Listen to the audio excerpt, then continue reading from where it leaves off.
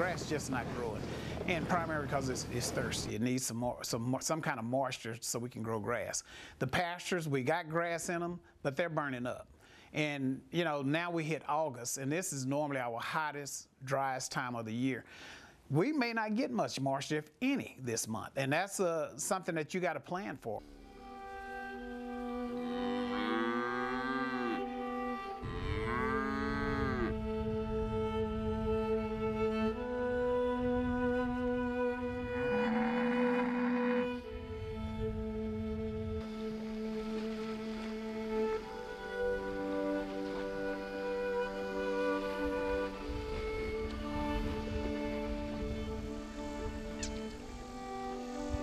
You know, this lake here is down, oh heck, if you had to say, I'd say at least around a third of the way of what it normally holds up.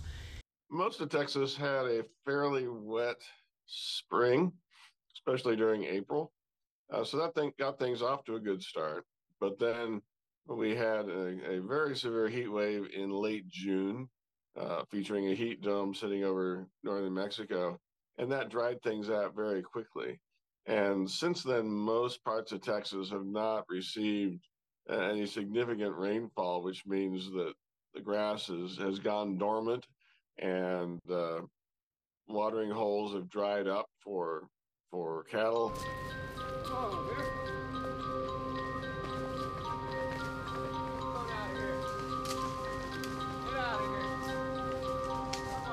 Like this year, I thought, being a young farmer, I said, well, we're going to make a bunch of hay and we're going to do all this because we got a bunch of rain, a significant amount of rain earlier in the year. So I was excited. And, you know, 4 or 5 months later, no rain for a month. So we're back in a drought again.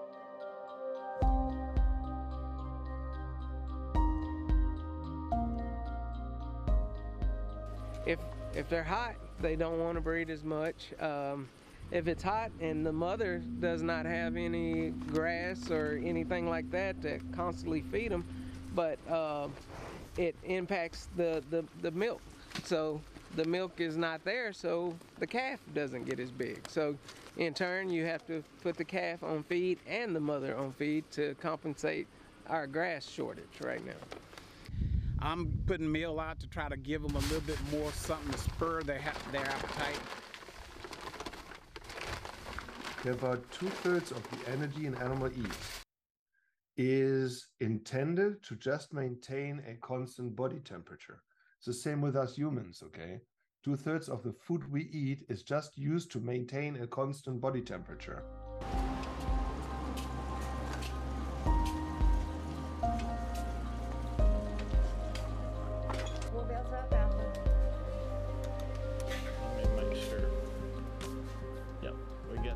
It started out really strong in the spring, but now things are starting to really dry up.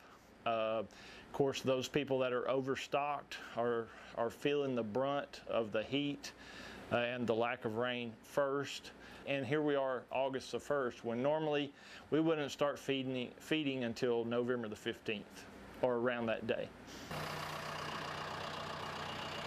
This is something that will affect us long term. If cattle ranchers cannot afford to feed their cattle, then they end up liquidating their operations, taking them to the sale. And next year, when we start the year over, there will be less cattle numbers out there. So with supply and demand, with everybody wanting to eat that ribeye and that T-bone or those ribs, there's going to be less supply, so the price of beef will once again take a rise.